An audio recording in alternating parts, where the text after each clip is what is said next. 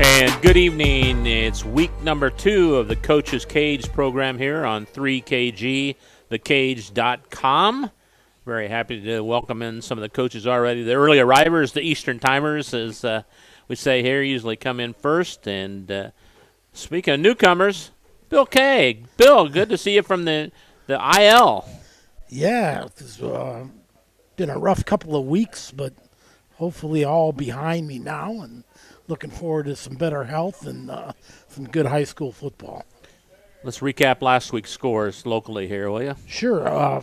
4 games of interest with some of the rivalry contests right off the bat, and of course the game you heard here and saw right here on 3KG was Rensselaer Central's Bombers shutting out Kankakee Valley Cougars at KV last week, 19-0. Bob, you said that was a abbreviated contest with everybody running. Got done before 9 o'clock. Wow. If you believe, starting at 7. That's a quickie. I think there was 3-5 total passes, maybe. Wow, that'll do it. Yep. South Newton knocked off North Newton in the battle for Newton County, 22-16. West Central got off to a good start this year with a nice 26-8 shellacking of Caston. And unfortunately, we're going to hear about it right now. Tri-County, their annual tough opener against Carroll, and they lost that one 51-0. And Jake West from the Tri-County Cavaliers here to join us. Jake, how you doing? Oh, I'm doing all right. All right. Well, you start off against Carroll, always a tough opponent. Yeah, they are. It's a tough place to go play. Yeah. Tell us about the game. Go through the game. Well, first off, we sat down and did the math just on offense alone. It was 7 kids. It was their first varsity start, and most of them were underclassmen or have not really played football before. So there's a little bit of that inexperience factor that in there. Is it? You get this closer now? There you go. All right. Yeah. So there's a little bit of natural inexperience there and stuff like that. And we went in with a lot of confidence that we could go in and compete with them. And when you show up and the dude across from you is 3 inches taller and 50 pounds heavier and has a full beard, like that, some of that confidence goes out the window pretty fast, And the kids found out really fast that it's a little different than the practice. And so there's a little bit of a transitional period for them as we tried to hit the ground running. And just at halftime, finally, we came and we finally felt like we had everything going in the right direction, or like all on the same page, and we were able to get a little bit of traction going in the second half. But by that time, it was their JV was in running clock. It was too little, too late, obviously. But there were some good things to build on there at the end of the game. So tell us about those good things then. Well, I felt like defensively we started actually filling our assignments early in the game. D-line was standing straight up, linebackers were arm tackling, so DBs and safeties were having to make tackles 10 yards down the field. So I felt like as we get into the second half, we're now filling our gaps. We're now playing a little bit more downhill. We still were arm tackling a little bit, still standing up a little bit too much, but we were downhill more instead of catching. So that was a good sign. The running game seemed to come to life a little bit, so we were having some issues with blocking assignments in the run game. And then we did hit the run, get the right assignments, and all of a sudden we were bouncing, inside hitting run plays. And it's like, well, we're not meant to run out there, so it's stuff like that. So once we felt like we had the offense where the offensive line was, on the right page, and the running backs and the quarterback were on the right page with going in the right direction, all of a sudden it was like, oh, look, we can do this. We sat down, we broke it down. If we took out the big negative yardage plays, we had 2 bad snaps that really hurt us a lot. They both were just above the quarterback's head. You take those 2 big runs out, and we actually figured out we averaged 4.6 yards per carry. That's pretty good. But it was, unfortunately, we would bounce a play here, and it would be a loss of 2, and that would hurt us. Or we'd have a bad snap, and that would kill a drive, and all of a sudden it's 2nd and 18, and you don't really come back from 2nd and 18 at Carroll a whole lot. Right. That's anywhere. He has in the field on punt. So our procedure is the up back counts, and if he doesn't have 11, then he tells me, and I figure out who we're missing, stuff like that. So he counts 9. He's holding 2 fingers up, telling me it's like, hey, we only have 9, so we're at the 15-yard line or so. And I look over at the play clock. I see 4 seconds left. I was like, I'm just going to take this delay game. We'll just we'll come over. We'll talk about it. No big deal. And the long snapper sees the play clock and goes like, "Oh, I gotta send it." So he sends it. We've got a freshman punter. We have a backup punter back there, and he just catches it, and kicks it. Well, we were missing 2 guys on the right, and he kicked. Guess where he kicked it? To the right. So the returner catches it on the run and runs it in for a touchdown. And I'm like, it's not really their fault, but we go over procedure for a reason. Like I understand as a high school kid, you see the play clock running, like, oh, I got to get rid of this ball. Delay of games are better than touchdowns, always. A learning experience. That's exactly. So it's we get better from it. Anybody play well for you individually on both sides of the ball? Offensively, I felt like J.P. Shimmerhorn did a good job running the ball. He finished with, I think, 14 carries for 79 yards. He had a couple of really big runs. We just as an example, we called speed option 3 plays in a row, and we ran it differently all 3 times. And it was, one play I had the quarterback going right and the 2 guys going left, and then the other time I had the quarterback going left and the 2 guys going right. And finally, the third time, I'm like, hey, let's try and run this correctly. And it wasn't by design. It wasn't by design. I thought you meant it was by design. No. The third time we ran it, we ran it correctly. He pitched it. We got 22 yards. I was like, oh, that was awesome. Let's do that again. I thought he made there's 3 different plays. No, it was the same play, and it was just seeing that those communication breakdowns. So we worked on that. We think we've ironed that out. So we should tell this week. So we kind of changed play calling up a little bit.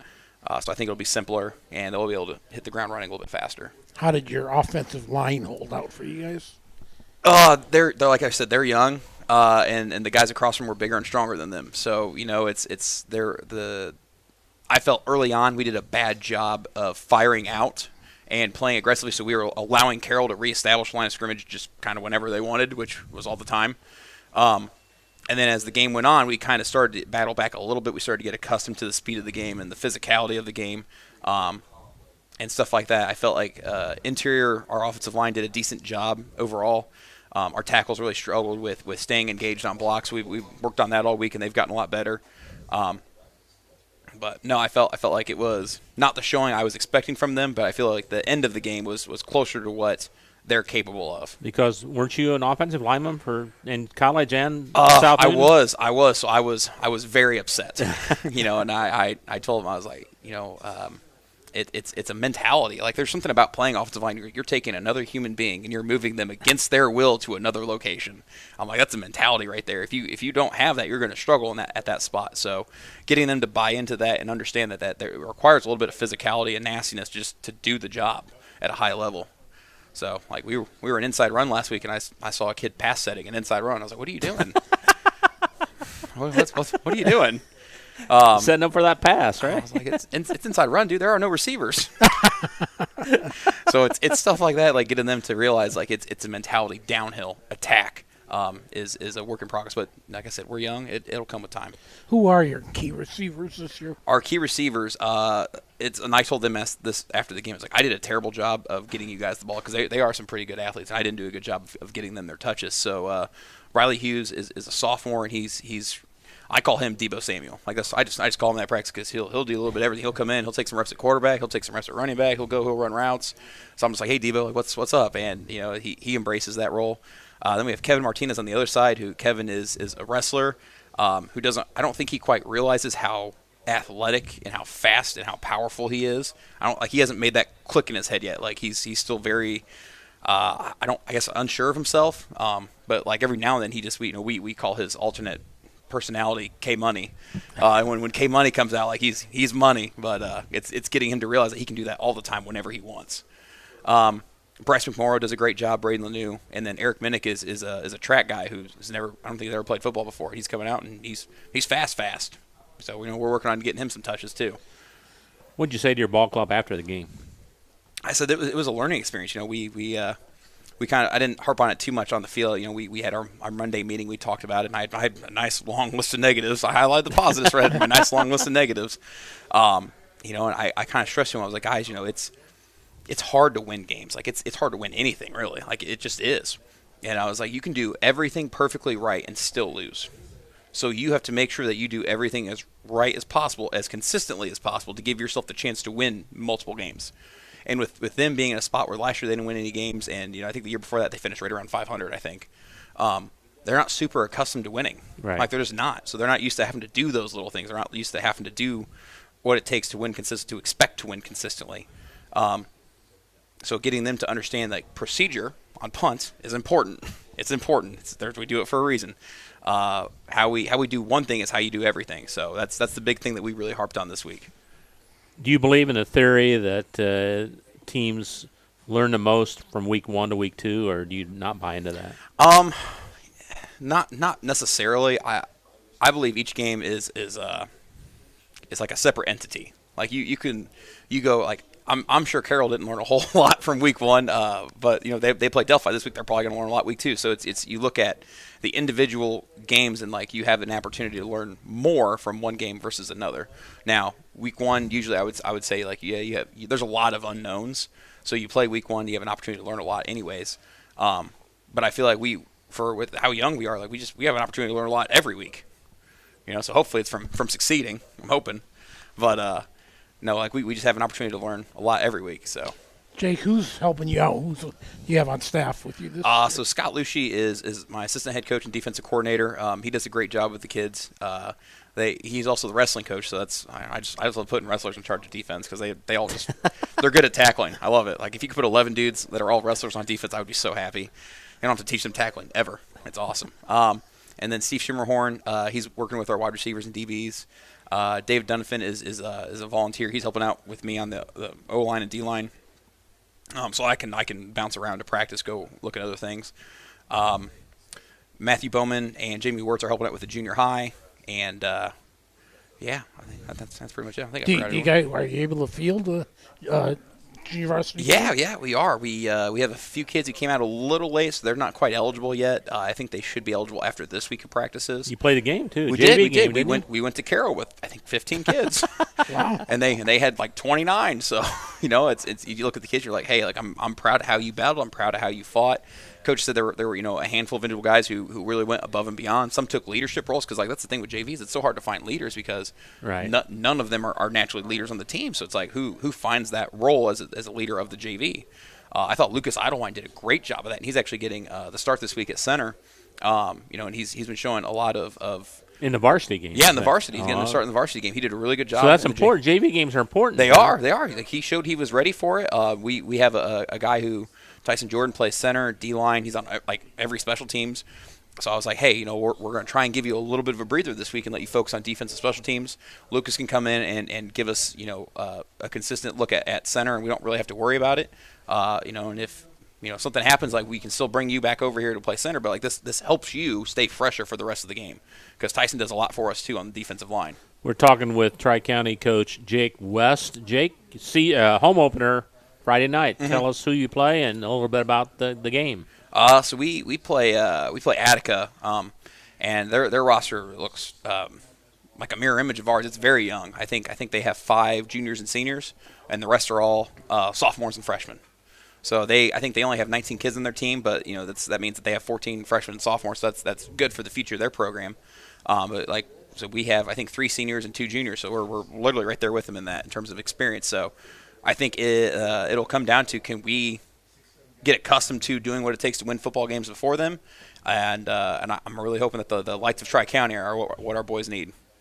And how many guys you got out on a team this year? 31. 31. That's awesome. Yeah, we had 33, and then a few kids decided they needed to work on their grades. I fully support that. Go take care of yourself. 31 still for Tri-County. Yeah, that's good pretty numbers. Good. That's pretty good. All right, Jake. Thanks for coming over. Appreciate it, and good luck next this Friday, and we'll see you next Wednesday, okay? All right. Well, thank you very much for having me. Jake West from the Tri-County Cavaliers back with more of the Coach's Cage program on 3kgthecage.com right after this. High-quality, personalized dental service is what they do at Hillcrest Dental. For over 40 years, generations have relied on Hillcrest Dental for beautiful, healthy smiles. Dr. John Ayler and Dr. Jack Drone look forward to seeing you for your next dental visit. For information or to set your appointment, call 219-866-7117. That's 219-866-7117. Or visit hillcrestdental.net. Hillcrest Dental is a proud sponsor of all high school athletics. Meet you at Arnie's, Rensselaer's go-to pizza and so much more. Pizza, sandwiches, burgers are here. Don't forget about dessert. Wings, cheese sticks, garlic bread too. Arnie's pizza menu has something for everyone. Dine in or carry out in the best pizza in town. Located across from St. Joseph's College in Rensselaer. call 219-866-9999 and meet you at Arnie's.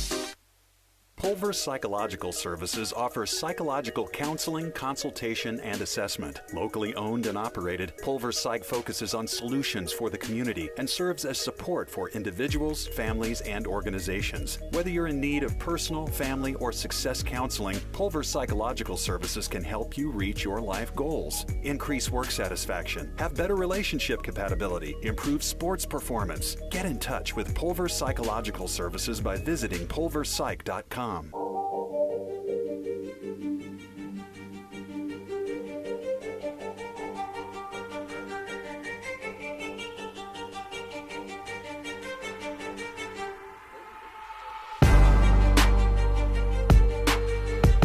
Founded in 1931, Community State Bank in Brook is your community bank. We specialize in relationship banking while offering the technology required to meet your modern banking needs. Community State Bank is the area leader in new construction loans and home mortgages. Our lenders know small business and have products to meet your farm and business needs. We're available to get to know you and your needs today at 224 West Main Street in Brook. So thank Community State Bank. We'll be one of our new sponsors this year. Bill Kay and Bob Kurtz, Scotty Miller, of course, running the show back there. We appreciate Scotty every week helping us out, that's for sure. High school football Friday night, North Newton at Rensselaer Central, 6:45 pregame, 7 o'clock kickoff. Speaking of Rensselaer Central, Bomber coach Chris Meeks joined us. Chris, good evening. How you doing? Good. Good to be here. All right. Well, a nice way to start off for the Bombers last week up at Kankakee Valley. Nice, fast 19-0 win. Give us our thoughts first. Yeah, it's always a great way to start the football season. Get the two county rivals together. Game one, first play of opening season. You can't ask for anything more than getting Kankakee Valley and Rensselaer together. And again, I've said it many times, and I'll say it again, that the communities come out en masse. That place was packed. I don't know if you'll see a bigger crowd this year. I hope we do, because it'd be at Lucas Oil Stadium. But no, you're right. When you go back and watch it on the internet or whatever, the recording, man, it was standing room only. They were lined up along the fence. That's the way it should be.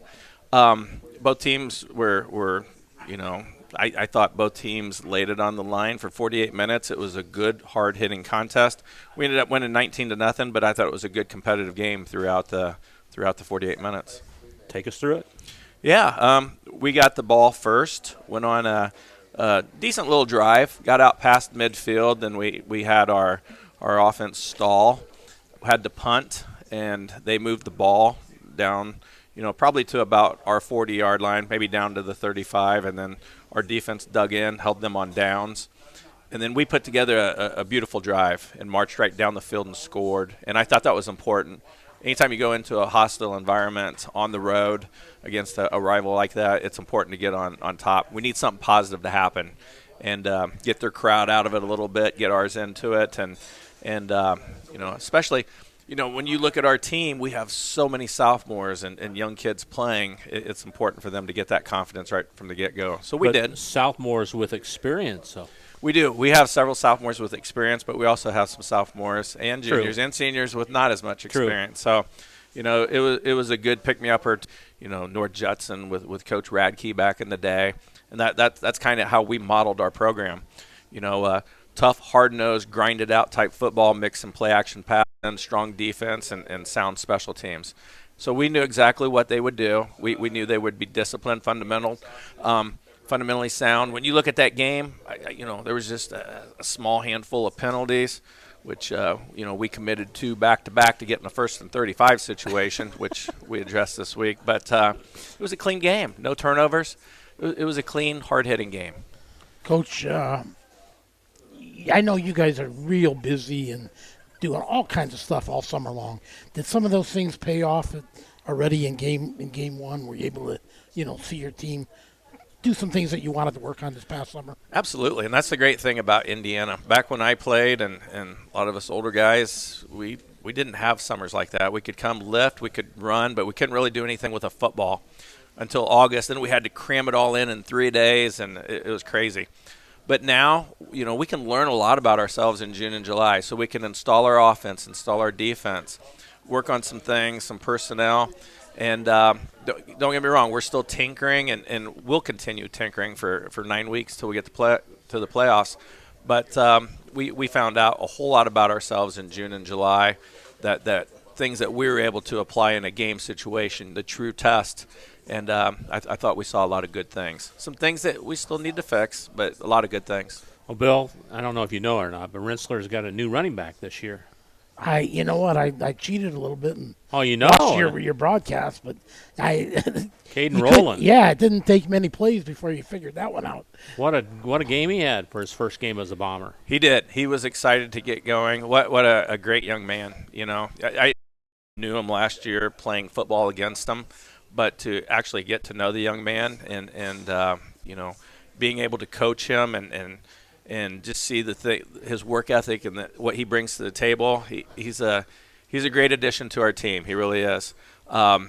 He's a little different runner. I mean, he's not a trackster that's going to get out there and race for 100 yards every time he touches the ball, in one touch. But he's going to nickel and dime you, and he's a punishing runner, and he finishes off runs very well. And he's a competitive kid, and I thought he played very, very well for us. He started off a little slow in June, trying to learn the offense and what we do, but he picked it up in July, and I thought he was full stride come last Friday. Well, let's talk about some of the stars offensively then, since we mentioned Caden. You mentioned Caden Rowland. I've got two Cadens, and I get them mixed up all the time. The other Caden we'll talk on defense here in a minute. But I thought our quarterback – Corbin Matthew, he started at safety for us last year and got his first start at quarterback. And sophomore, right? He's a sophomore. Okay. I thought he did a nice job of leading our offense and directing our offense, doing the things that we need to do, make sure guys were in position, kept guys settled down and so on. And so from a management position, I thought he played a great, great game. He was 4 for 4 passing for like 65 yards, a touchdown. So he played a very good game for us. How tough is that for in high school this level? He's probably really chomping at the bit, and then you open up against KV, the Cracker Barrel game. That's got to be pretty tough. I bet his psyche all week was just going nuts, waiting for this game to start. Do you fish? No, I don't. I do not. Do you fish? No, I don't. I kind of look at it like fishing with a new lure, okay? So, we had Tate Drone the last 2 years and did a real nice job for us, and now we're going to switch lures and see how this lure does. And sometimes they bite, sometimes they don't. Well, they were biting the other night. He came out. You just don't know what you're going to get. Sophomore, he's a competitive kid, but you just don't know how he's going to handle playing safety and playing quarterback, and then have all this on his plate as a 15, 16-year-old kid in his first start. I thought he handled it very well. He was in control, constantly, communicating back and forth with me. You would see that. Never panicked, and I thought I think composed is the word, looked really composed and didn't force anything and did a nice job directing our offense. Yeah, I didn't think Meeks would say lures twice or 3 times there, with the – lures brings up bad memories, doesn't it? They do. Let's not talk about them. Go ahead. Yeah. Our offensive line was tremendous. Our defensive line was tremendous. Caden Doyle. Like I said, I'm going to get them mixed up a lot. But Caden Doyle, sophomore, got his first start ever. He played inside linebacker, and he was all over the field, number 7. He had 16 tackles for us, wow. And that includes special teams, defense, and just and on his tackles, they were impact tackles. They were squaring up, meeting people at the hole, and driving them back, which was great to see. So that was great to see. Like I said, just overall, our team play was very good. Again, we will make mistakes, but you can overcome mistakes with hard play. Being aggressive, flying to the ball, and I felt like we were that way all night. How about defensively? Oh, you just said that, didn't Yep. you? I'm Yep, sorry. Let's talk about what'd you say after the game to the team? Just great job. It was a grinder, and that's how we win. That's Bomber football. We have to grind it out. We have to be mentally tough. We work hard on conditioning every day. Coach Radke, that's one of the things that he brings to the table, among many things, along with our other coaches. But he works us hard on conditioning, and very hard on conditioning. And How'd you think it was the other night, your conditioning then? I thought it was real good. Good, yeah. Yeah. Like I said, we had a little bit of a lull in that second quarter. If it was a conditioning issue, then we would have struggled third and fourth quarters. Right. We didn't. And I thought we were playing at a very high level all the way through the game. So conditioning was good. But, we were pleased. Anytime you can go on the road against a school, 2 times bigger than you, and they've got great athletes. And I've heard a lot about their underclassmen. We played them in middle school. We played them in JV. We knew they had some great football players. And they started 19 seniors. That's a nice win on the road. It really is. What was it like going head-to-head with Kirk Kennedy again? Love it. I mean, you know what you're going to get. He's both those guys. And have you ever coached staff. with him against him before? Oh, yeah. Yeah. So I coached against him when he was at Judson. And then I was defensive coordinator when he was at Lowell. I see. So okay. it goes way back. And it was great to have conversations talking about those old times and stuff. Sure. But, it's great to have him back in the region. Again, I wish he was at a different school, maybe up at Hobart or something like that. But he will do some good things there at KV. How about your staff? You have any changes? You've had these guys that are, what a great support staff you have there. You built it, Rensselaer, through the years. Yeah. The record shows it. But any changes, newcomers this year? Or? Austin Metzger, we brought him up from the middle school. And I remember that name, don't you, Bill? I do. I was going to say, local people should remember that name. He was a very good football player for West Central. And, it didn't seem like it was that long ago, but, it's been a few years. But all-state player, played defensive back, played running back, and he's we brought him up from the middle school, and he's doing a great job. As I already alluded to, we have Wes Radke. And he set the basketball whistle aside for a little while and got out that football whistle, and he's doing a tremendous job. He coaches our defensive line and works our guys on conditioning and helps out with our offensive line, doing a great job. And then an old face that was with us in 2014 when we won the state championship, Doug Hannon. Doug's always kind of been a part of our staff, but 2014 his job got a little more serious where he couldn't commit as much as he wanted to, so he'd show up here and there, but after a little coercing and sitting down talking a little bit, we worked it out to where time management wise he can be here. He can't be here all the time, but he's there about every day working with that offensive line, and he's very good with it, as Adam Lyons was too. Adam, unfortunately, couldn't stay with us because he lived in Kokomo and was driving back and forth every day. Whoa. Yeah, and it just got to be too much. So there you go. And then you're lucky to have all these guys that have been so loyal to you. One of your right-hand man, Eric Nolan, sitting there. Boy, he's got to help out a lot. He does, and he is my right-hand man. I think every head coach needs a good right-hand man or two, and that's mine. And, I've got a lot of great assistants, Zachary Stevens and all the guys. But, Eric, anytime I need anything, I have him on speed dial. And me too. He doesn't hesitate, and he gets it done, and he does a great job with that. Big focus on practice this past week then? What was it? Improving. When you watch the game from the sidelines, you don't see everything that you need to see. So you go and watch it on film 3, 4, 5 times, and then you start seeing where, if we would have got this block here, it would have went a lot further, or, just some things that we need to clean up as far as tracks on our runs and stuff like that. We had an extra point kick blocked. That's inexcusable. So those are all things that we worked on this week in practice, and just cleaning up the things that we need to. Then we watched film of North Newton and, working on defending their wing T offense. Who is your kicker this year? Our kicker is Carter Drone. Yep. Okay. Yep. And he used to be a soccer player and came out for football a couple years ago and told me, a year ago that he really wanted to be our kicker.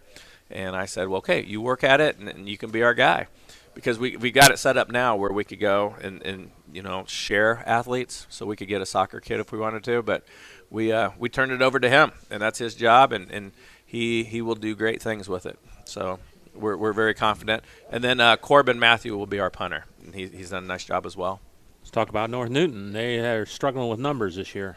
Yeah, well, I think a lot of schools are. Yeah. We don't have the numbers like we used to. That's true. You said that last week. You're down quite a bit this year. Yeah, I'm pretty positive if Scott took his kids and put on a bus and I put my kids on a bus, I don't think we'd fill that bus up. But what I will say is the kids that we have and the kids that they have are pretty darn good football players. You look at their game last week against South Newton, that's a game that, you're scratching your head wondering how they didn't win it. They played very well. They played well enough to win the game. They've got some nice athletes. Their running backs run strong. Quarterback, for a kid that hasn't played there much, really does a nice job running their offense and directing it the way they need to. So it has the capabilities of being a similar game like our Kankakee Valley game where not much passing, lots of running, where that clock just – That's why we like that. We like that clock running. Unless you're down, then you don't like that clock running. But, if you're on top, you do like that clock running. But it'll be an interesting game. Last year, regular season, I thought it was a pretty good game. Then in the playoffs, in the tournament, we jumped on them early. But we fully anticipate a tough game. They got a nice-sized line. They've got athletic kids, and they've got kids that play hard and get after it, and they're physical. Did you get your JV season underway or no? JV season gets underway tomorrow. Tomorrow. Yep, and tomorrow will be actually a freshman game. So we have several freshmen that aren't seeing the varsity playing field, so they'll play tomorrow, mixed in with a couple sophomores. And then next Wednesday they lock horns with Hobart. So they've got they got a nice little schedule, and we're looking forward to seeing them that can't get to a lot of these games that used to go to a lot of them, and a lot of elderly people that constantly contact me and want to know, is there any way to watch the game? Well, you guys are providing that service, and you guys do great things. Always have done great things, but you just stepped it up another notch. So greatly appreciate it, guys. Yeah, we are live streaming everything this year. So wherever we are, that's where we'll be doing. So awesome. We enjoy it so much. Chris, thanks for coming out, and we'll see you Friday night. All right. Okay? Hey, thanks, guys. Thanks, Chris Meeks from the Rensselaer Central Bombers, back with more of the Coach's Cage on 3KG, right after this. Hi, this is Chuck Clark with the Underwood Insurance Agency, formerly Preferred Insurance Group. Are you tired of being sacked every month with your auto insurance bill? Do you feel you just pay your premium to your agent and never hear from them? We at the Underwood Insurance Agency work with over 10 insurance carriers to get you our best rate and coverage we can, and we pride ourselves on serving our customers like they are our family. We are conveniently located in Remington and Lafayette. We can be reached at underwoodagency.com. Reach out to us to score big savings. Working with our customers has been Kentland Bank's trademark for 87 years. We're dedicated to making your visit a lasting one, and helping you achieve your goals is our #1 priority. With 5 locations, Kentland Bank offers all loans needed for today's businesses and families, including car loans, mortgages, agriculture, and commercial loans. We're here to make your busy life less hectic by offering online and mobile banking, bill pay, and P2P payments. Member FDIC and equal housing lender. After a hard day's work or play, it's time for some relaxation, and there's no better place than Unwind on Front Street in Rensselaer. For massage therapy, facials, spray tanning, yoga classes, and wellness, stop by Unwind. They also offer student athletes 30-minute massages for $25. Alina would like to thank Unwind's loyal customers for their patronage since 2016. To make an appointment, call Unwind at 219-869-0290.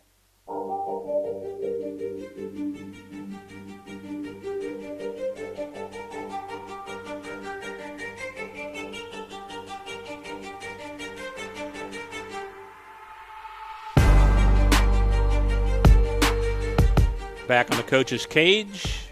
We're live streaming, so you You can check us out on Facebook if you'd like to do it that way, or go to our website, 3kgthecage.com.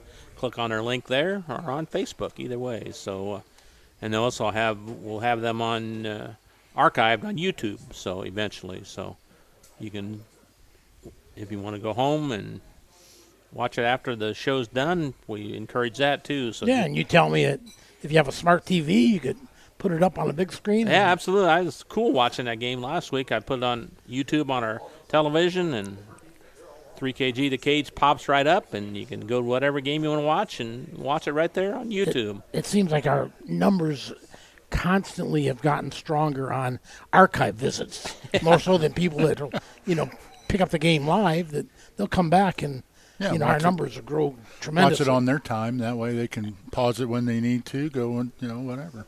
Scott Rowell has joined us now from the North Newton Spartans. Scott, how you doing today? I'm doing fine. Hey, woke up again. Another good day. Nice weather. Absolutely. We're on a roll here lately. Yeah. But you had your annual Newton County battle last week with South Newton, a close game throughout. And Chris said you had opportunities to win. You end up on the short end of a 22-16 score, but take us through the game. Yeah, I mean, we had opportunities and we had chances, and it was a good game back and forth, low scoring. I think we held them early. They had the ball first. We got a good stop around midfield, so we got the ball in good position around midfield, and we were able to drive it right in and score, and went up 8-0 on our first drive. And then after that, it kind of went back and forth until they scored there in the second quarter. It was 8-6, and that's where it ended up at the halftime. We were still up 8-6. So what'd you say at halftime? Well, I told him, I said, we got to keep doing what we're doing, controlling the ball. We made too many penalties. I said we're going to struggle if we have to go 15 yards, as opposed to 10 in the 3 downs. I said, because we're going to be going 3 or 4 yards a crack and that kind of stuff. So I said, we got to clean up things and take the ball down and do what we need to do. And but they went back and forth, and South Newton picked it up a little bit, and they ended up scoring. Third quarter? No, I think it was late in the fourth quarter. Fourth quarter. It was because there's 3 scores were done like in the last 4 minutes, 4.5 minutes of the fourth quarter. Wow. So they scored and went up, on us 14-8, and we came right back, hit a big play, got us down there, drove it in, and scored. Made the 2-point conversion, went up 16-14. There was like 2.5 minutes to go or 3 minutes to go in the game. And South Newton's credit, they threw the ball, came right down the field, and scored with about 2 minutes to go when they scored, because it didn't take them very long. Yeah. They threw the ball down the field, boom, boom, boom, boom, and hit the end zone. Next thing you know, they're up 22-16, and we got the ball, and we just didn't have the same luck. We just didn't throw very well. They put pressure on us. Our guys got tired, and they beat us up front. And, to their credit, they made the plays they had to make at the end, and we didn't. I mean, our kids were playing hard, and we were doing things. We just didn't get some things done. So, that's the way most of the conference games are going to be this year. They're tight. They're going to be close. I think with everybody it's going to be a good game. And it comes down to who makes the most of those opportunities that they get. We just had too many mistakes and too many penalties to capitalize on other events. Scott, it sounds like numbers are an issue, something you're going to have to battle this year, even more so than normal. But is there any hope of that filling in a little bit yet? You still get new kids? Well, no, I don't think this year it's going to be much different. We're at right at 19 or 20. I got 19 right now. So, I mean, once everybody's eligible, I got 16 that are available to play this week. We're going to be low. I mean, it's just because you get a couple, at a school our size, it goes pretty good. But if you get a couple classes back-to-back that don't have a lot of participation, that's what happens. You could survive one grade that's that way, but when you get a couple of them, it makes it a little tougher, So, like we only got 2 sophomores on the roster, so that class is really, dropped us off. So, and it's just the way it is. And we lost 4 guys that would have been juniors this year that played last year. So that class went from having 9 or 10 down to 5 or 6 guys, plus the sophomore. It's just, I don't know. I can't explain it. And I don't know why, and I don't know what's going on. But the kids that do come, they're working hard at it. I mean, they want to be successful, they want to be good, and they're working at it. So, we continue to push forward. Forgot to ask you last week, Scott, that you dropped down to Class A this year. What are your feelings on that? Well, I mean, that's part of we knew we were going to be close. I didn't know how the count was going to go, but I know our enrollment has dropped there.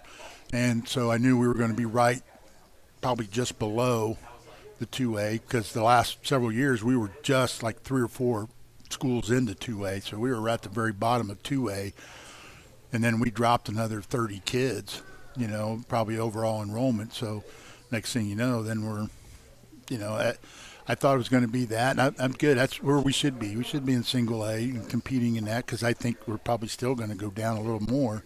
And when they count again another 2 years, our numbers will be a little bit less. But I like it. I think it'll be good for us in the long run. And, I mean, I don't know how it's going to go this year, but we'll see down the road, and I think it's a good move for us.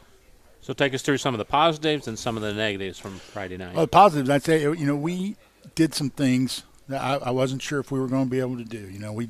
I thought defensively we made some plays and we did some nice things, and we ran to the football and we hustled and we pursued. So that's why we were able to get ourselves a couple fumbles. We got them to turn the ball over a couple times, and just because of our hustle. And I thought offensively we battled. I just think we got tired, but everybody does, and we got to be a little bit better shape, and we got to be able to concentrate mentally, even when we're tired, when things aren't going so well. And that's another spot that these kids are in that they may not be used to, or not, being down is we have to fight through adversity, and we have to figure out how to do things, and like I said, that's what I was telling them this week. A lot of my message. That's what's good about football. I mean, it's hard. You got to battle through some times that, due to no fault of your own, things ain't going well. So you're going to have to figure out how to do it. And the kids that are playing through no fault of their own, our numbers are low, and they're going to have to do a lot of stuff, and they don't get a chance to. It has nothing to do with them, but they're the ones that are going to have to overcome it. And if they do, they'll be better for it. Scott, are there any tricks of the trade for, helping kids with that intensity, or so they don't let up, and things that you try coaching, especially during the months of in the summertime? Well, I mean, I don't know. I don't know if we call them tricks of the trade. A lot of times you just have to know your kids. I mean, that's why spending as much time with them doing the things that you do. I think, like when we do it in the summer and we're doing all that, that's all great for skill and stuff, but that's not really why you do. You need to get into the kids. So I understand that. What motivates this kid isn't the same thing that motivates another kid. And the more I know them, the more personal note you know them on, the better you can do with that. Because they don't all respond to the same thing, obviously.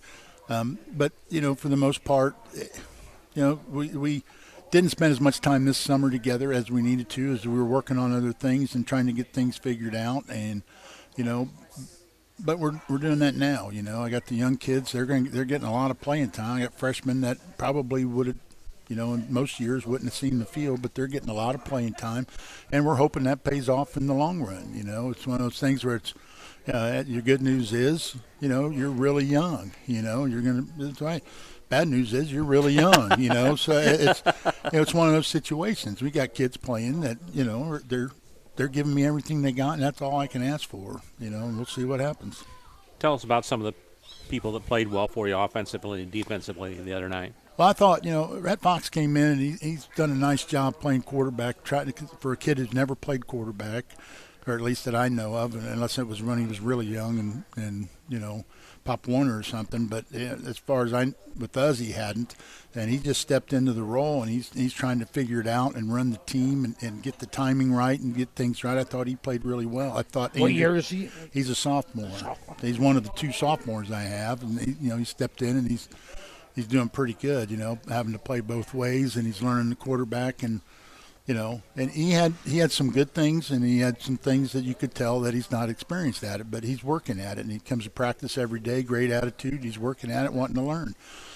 Andrew Clovis from the fullback had a really good game going until he just wore down. He had got cramps in his legs and, running the football 25 times or whatever and playing defense and every special team and, and all the things. And it was hot enough that he started to cramp there in the end, and we had to move, guys all around and do all that kind of stuff to try to get through it. But he had a really good game, had some really nice runs,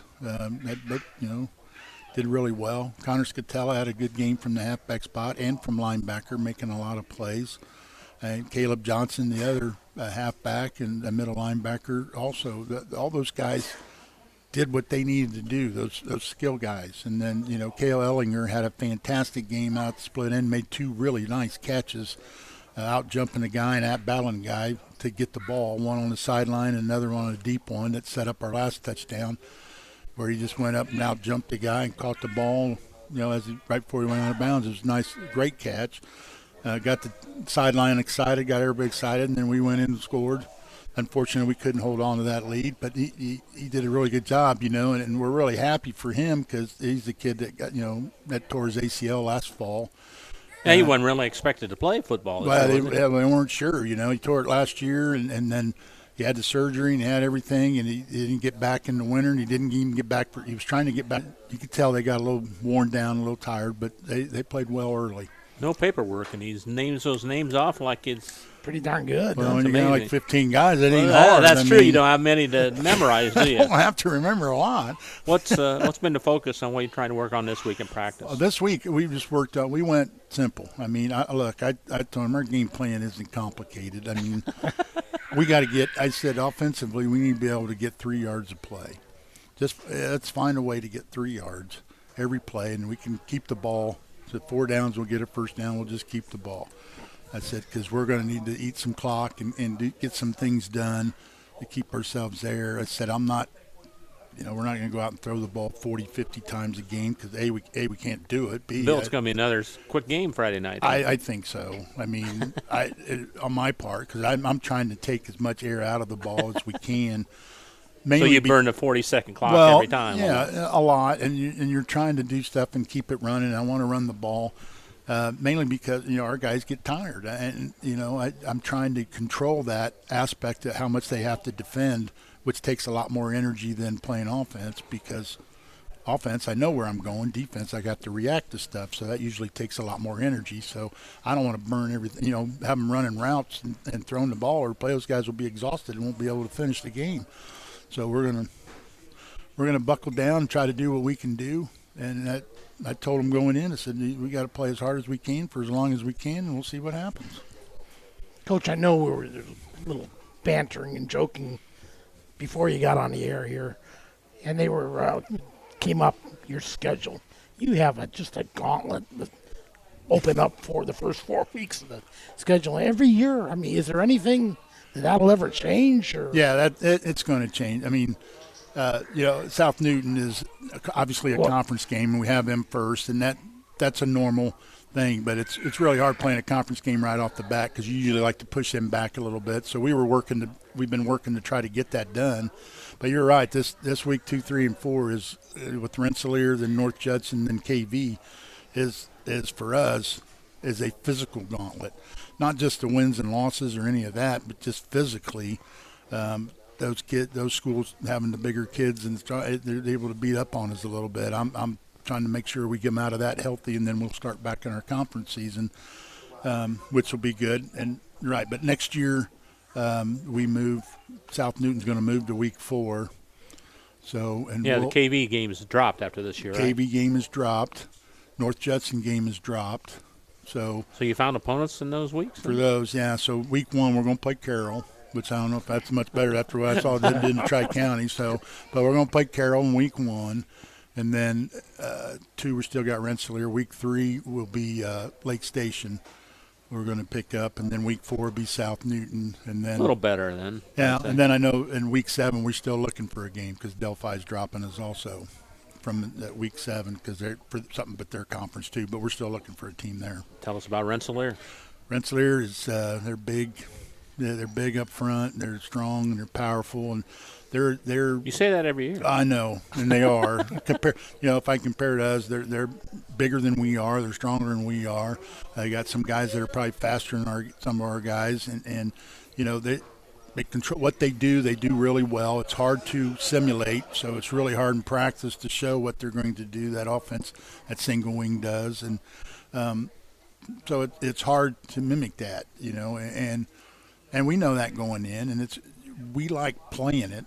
I do like playing it because it is, and I like playing it early because it is a pretty good sign of I can tell by the way we play that game a little bit of how the season might go the rest of the way. What are your thoughts about going up against your former running back, Caden Rowland there? Well, I wish the best for him, and whatever he chose to do and how he chose to do it and whatever, that's all fine, and I hope nothing but the best for him. I hope he doesn't run for 200-some yards on us, but, I mean, it is what it is,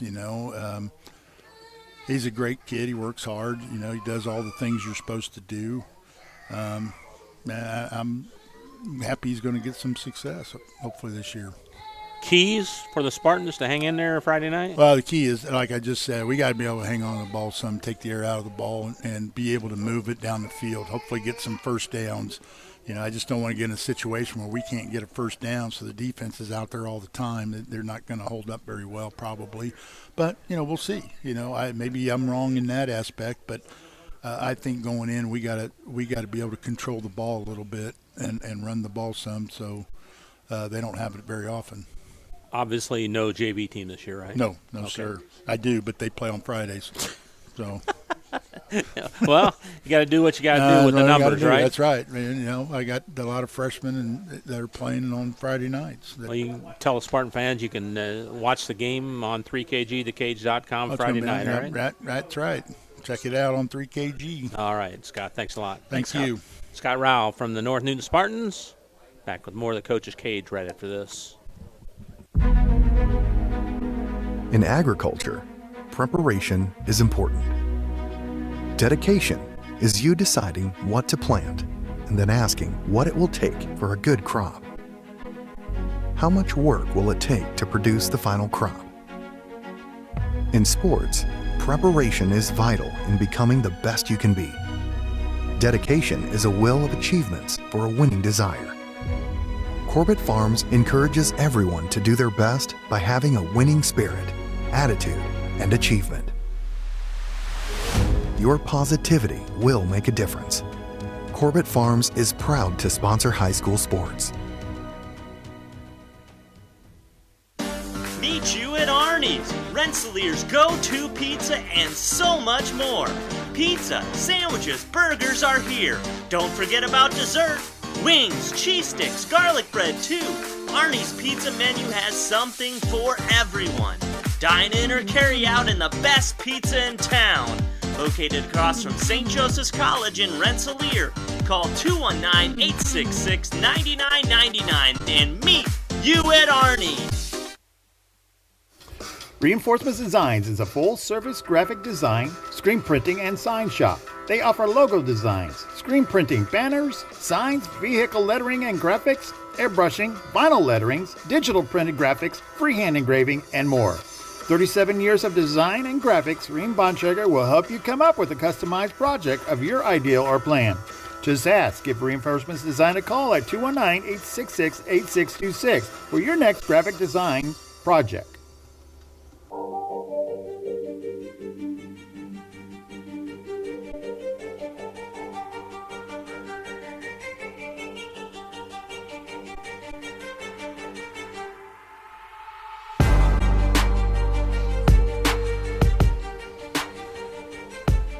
Bob Kurtz and Bill Kay, along with Scotty Miller. It's 3KG on the live stream tonight from Arnie's. Thank Beth. You haven't been here in Arnie's for a while. I missed that great food, didn't you? Oh, I sure did, Bob. Boy, it was good to Had get the old back. Arnie's Jr. Yeah. I had the Crustless Pizza. It's for guys on keto like you and I. Getting to taste a pizza without the crust. It's a good eating. Good. So come on out here and Come on Wednesday. Yeah, join us. It's a lot of fun to be here live, I think. When the coaches are here, so we appreciate that. And Mark Hall from West Central has joined us. Mark, how you doing tonight? Good. How about you? But I do have a question about this Crustless Pizza. What does that look like? It comes in a rectangular tin foil tin, and it's the cheese.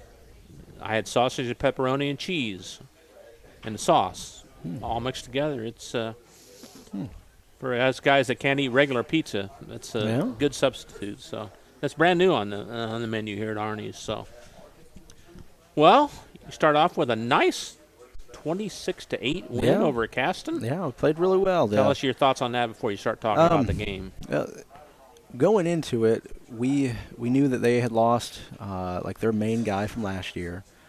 Sam Smith had been a really good player for them for 4 years, and it went from his freshman year, he was the only guy that scored a touchdown against us, and then his sophomore year, he again kept them in the game against us, and then his junior and senior year, we just couldn't stop him.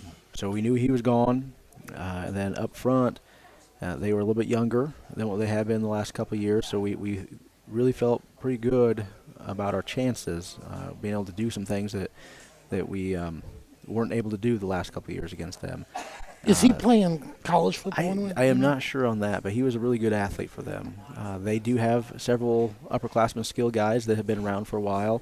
They had a lot of experience. We knew we had to be careful on them and make sure that we were aware where we're at. Their tight end is a person they like to throw to, so we made sure all throughout practice our kids always were pointing out where the tight end's at. For any type of passing situation, they like to throw to him quite a bit. So we did a lot of those things throughout practice, and we felt pretty confident that we were going to be able to move the ball against them and have some success. So it was nice to go out there and actually do it. It's one thing to look at and say, we should be able to, but definitely a lot better to go out there and actually do it. Yeah, because I remember us talking several times that you always practice well, but then that wouldn't carry over to the game. Not all the time. And some of that has to do with lack of enough guys at practice, because sometimes it's we may be putting some guys position-wise where it's not really in their position, or we may have to do some special half-line type situation type thing. So we always have done some good things in practice. It's just getting it out there on the field, and there would be out there in spurts, but we weren't making it consistent. And Friday night, we did a good job being fairly consistent. You got the numbers this year. Yeah, we're up to 31 guys out there right now. 29 of them are going to be dressed for Friday, so we've got more depth than we've had the last couple of years, which is really nice. And then this past Friday, we didn't have that many dressed because some of them were still not eligible for practice-wise, but this week they're going to be. And a lot of upperclassmen. A lot of upperclassmen. We got 20 juniors and seniors this year, so we got really good numbers there. They've been doing a really good job of leading the way and helping the younger kids understand what it's going to take to be successful. Because they've seen it. They've been around a few games where we have either competed or we've won when we weren't supposed to be in the game. So they understand what it takes. It's just now getting everyone on board with it and following through with it all the time. Take us through the game. All right, so we kick off the ball first, and opening kickoff, we force a fumble. So we get field position on their 40. We go down and we score. And we're up 6-0 real quick. Our two-point conversion wasn't good. Aiden White scored on a little pass from Connor Marlatt. We threw the ball for no over way. 100, yeah, over 100 yards. Mark, that's not your style. I know. We don't like doing that. But our passes, a lot of them are little push passes forward. So in case we do drop it on our jet, they're incomplete passes. Everyone else would call those runs, but that's pass for us. And we were successful on them, so that's good. That's why we had over 100 yards on it. So we went down and scored right away. They had the ball. We forced them to 3-and-out. They punt. But we had a newer guy back there returning, first year playing, and he didn't get away from the ball when it bounced, and it hit him in the leg, and they recovered it. So defense plays really good again. We forced them to I think it was a 3rd and 19, 3rd and 20, and we gave up a screen pass, and no one recognized it, and they got pushed out in the 1.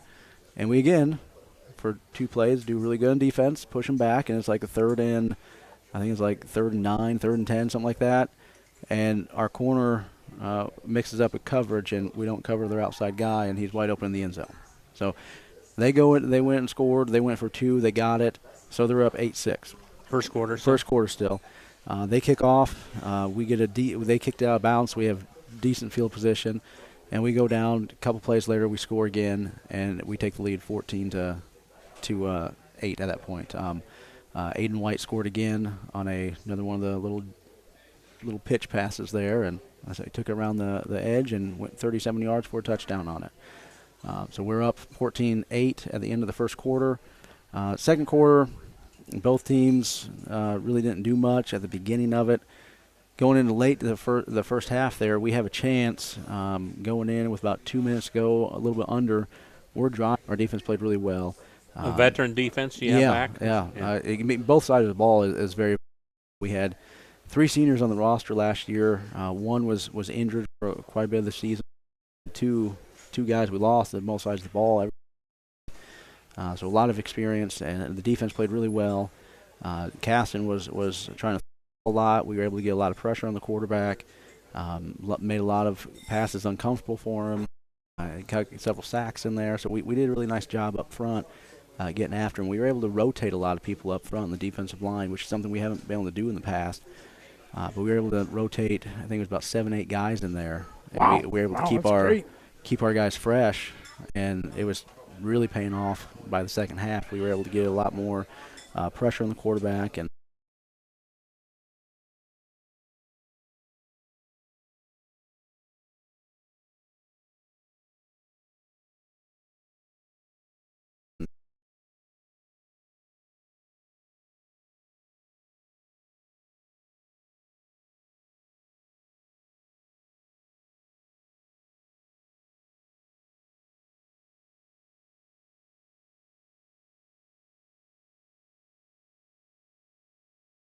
should. I mean, you've now had a full game where the guys are used to. Well, it's different than practice. You're gonna get. You should definitely get improvement from practice, but when you go from week 1 game, now you've got an entire game where you've gone against other people that to execute. To know, well, where are we still weak at? Because it's one thing to be in practice and say, well, we know that guy's weakness. Now can we do that in games? Can we pick those things out? Do you watch film? Oh, yeah. Do the guys watch film, too? Yeah, they're supposed to, yes. On their own, you mean? Yeah, like we watch film as a group on Mondays is our heavy film day. And when you just critique, and go through the whole game? We'll go through how we do it for our Friday night game is we'll pick out a certain amount of plays that, hey, this is what they should look like. This is really good. Then there'll be plays of there's some good things that happen here, but if we did this differently, it would have been a lot better. Then there's another thing. And then there's the third category of what are we doing? So that's how we break it down. I see. Because we used to watch the entire thing, but then to try to do that and then watch scout film and then get the other things we need to get done on Mondays, which is usually a lift and some conditioning, it gets pretty late. So we went to this strategy of just breaking it down and saying, hey, film's up Friday night. You guys need to be watching it. But then on Monday we'll point out, hey, this is what we're doing really well. This needs some work. And then this one over here, let's get rid of this category. And then we can get into a little more of scout film then, a little more time on that, and then get our weightlifting done and get conditioning done and it not be horribly late. Anything else? How have the kids, have they done the conditioning that you wanted to over the summer? And, since you got such a big group, is it easier to get them, in there and get more excitement about that? And last year we didn't have very good numbers in the off season or in the summer, and that I think put us also not only losing our quarterback week 1, but just not having enough guys there for summer conditioning. That put us behind a little bit. This year we had a lot better turnout, a lot more guys getting in there and getting the work done, and it put us farther along this year to where we have been in a better position.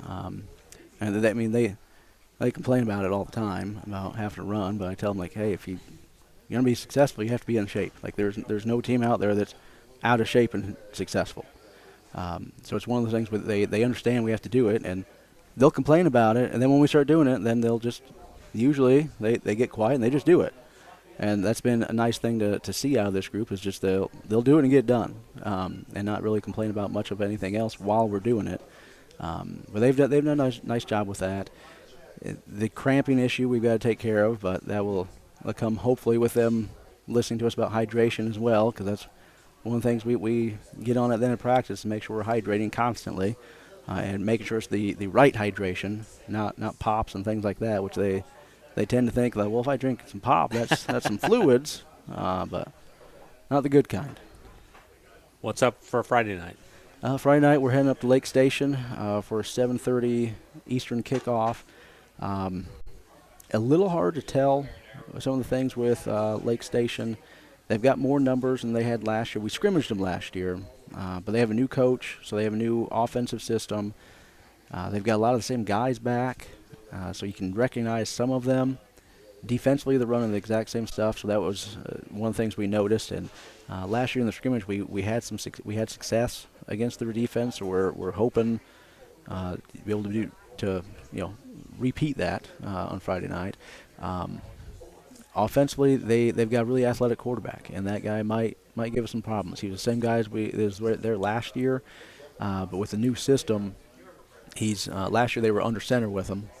And this year they're in shotgun with him, so it gives him a little more freedom to do some things. So they'd run a little more read option in there, and then he scrambles very well, very quick, and he's got a really quick release. So if he gets out of the pocket, he can still just flick of the wrist, and he's throwing it 40 yards. He's got a really good arm, really quick guy. So we got to make sure that we're constantly in coverage. We can't come up and attack anything until he's past the line of scrimmage. And our guys up front, we've been trying to do some drills this week during team to make sure they understand that just getting the quarterback's not enough. Like, you're going to have to be following this guy and mirroring him. So we've been doing some drills to try to get those guys to not only get past the lineman, but then stay with that quarterback as he scrambles. We've been doing a lot of stuff on that, trying to make the guys aware and make sure they're ready for it. Might as well make it 2 in a row, hadn't you? Yeah, that'd be a nice goal. Yeah, that's our plan. And we've talked about that. Like, we set our goals in the off season, and we still haven't accomplished any of them yet. Like I said, it's good to be 1-0, but we haven't accomplished our goals yet. So we got to keep working, keep getting better every week. JV schedule this year or no? It would have to be a week-by-week thing. So you haven't played a game? Not yet, no. Okay. And that's one of the things, like, we're going to hopefully maybe we can possibly get one in there, but it's going to be a more week-by-week type thing. Mark, appreciate you coming over, and I want to alert the West Central fans and Tri-County fans will be over next week to live stream your game against the Cavaliers. So we're looking forward to that. Good luck Friday night, and we'll see you next Wednesday. All right, thank you. Thanks, Mark. Mark Hall from the West Central Trojans. Back with more of the Coach's Cage on 3KG, thecage.com right after this. Indiana Farm Bureau Insurance Agent Joe Goodeman has been serving the Jasper County and surrounding area since 2009. Being involved in the area, Joe Goodeman has kept his interest in making sure he provides the best insurance for his clients. Whether you need life, car, home, business, farm and crops, or even renter's insurance, Agent Joe Goodeman will keep searching for your valued investments. Call Indiana Farm Bureau Insurance Agent Joe Goodeman at 219-866-4694 or stop in at 2570 North McKinley Avenue in Rensselaer. High-quality personalized dental service is what they do at Hillcrest Dental. For over 40 years, generations have relied on Hillcrest Dental for beautiful, healthy smiles. Dr. John Ayler and Dr. Jack Drone look forward to seeing you for your next dental visit. For information or to set your appointment, call 219-866-7117. That's 219-866-7117 or visit hillcrestdental.net. Hillcrest Dental is a proud sponsor of all high school athletics. Working with our customers has been Kentland Bank's trademark for 87 years. We're dedicated to making your visit a lasting one, and helping you achieve your goals is our #1 priority. With 5 locations, Kentland Bank offers all loans needed for today's businesses and families, including car loans, mortgages, agriculture, and commercial loans. We're here to make your busy life less hectic by offering online and mobile banking, bill pay, and P2P payments. Member FDIC and equal housing lender.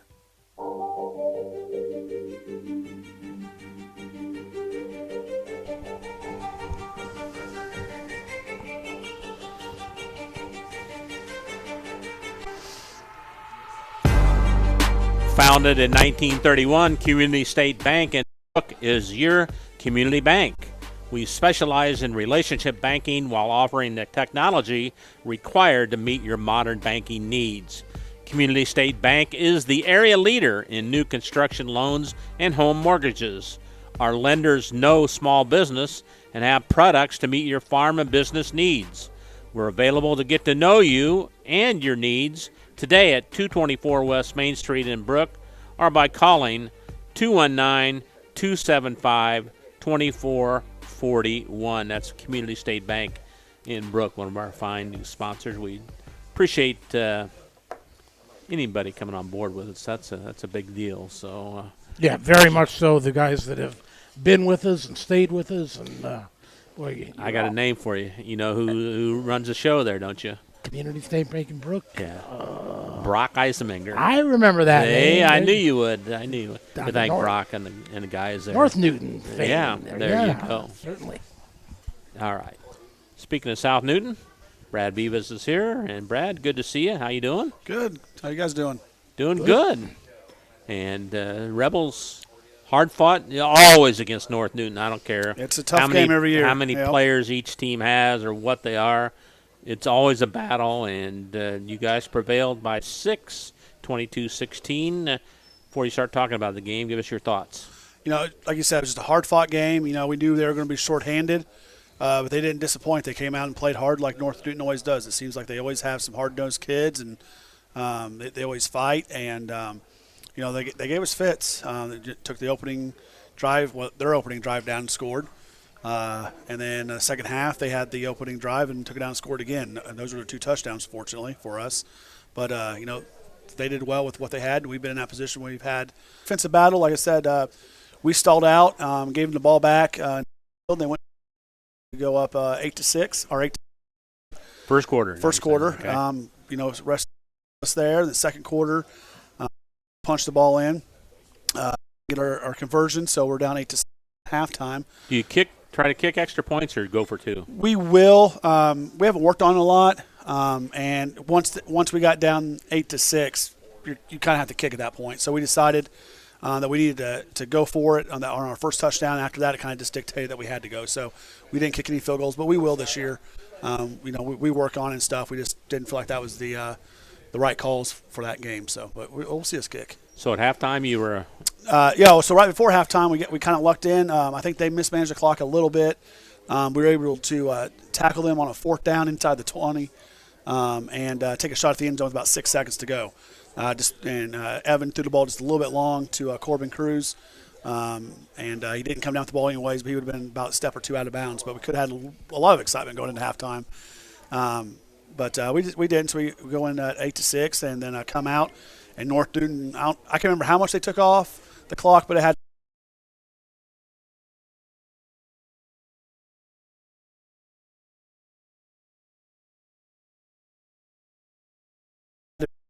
we did a game last year where Krug came in when Cruz got hurt. Yes. Yeah, so he had a little experience back He has a little bit of experience, and, you know, it's that he's a sophomore, hasn't had the reps. Our last few quarterbacks have had reps since their freshman year. Just nature of the thing, and Evan hasn't. We haven't played JV games really, so he's coming in. So he's kind of learning how to be that quarterback.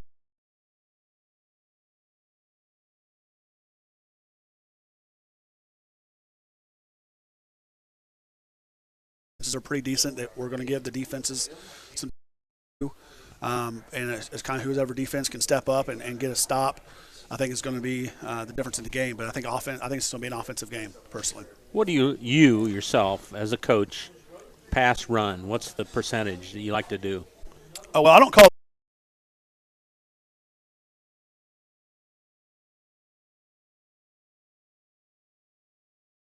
Point, you know, just making sure our mesh. So when we had that exchange between the quarterback and running back, we're there, their eyes are in the right spot. And Evan Krug does a really good job with that. Corbin's back there, so those two actually work pretty well together. Then receiver-wise, we just got to, you know, we worked a lot on catching the ball. We dropped a few balls we felt like we should have caught.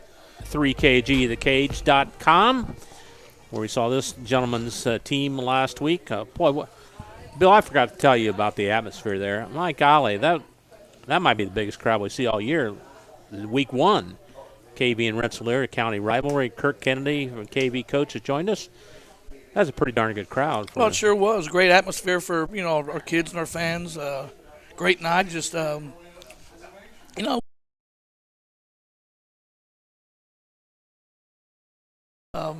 both sides of the ball, really. If we can do that this week, that'll be a huge improvement as we head into week 2. But, we got to get more. We got to finish drives. Consistent.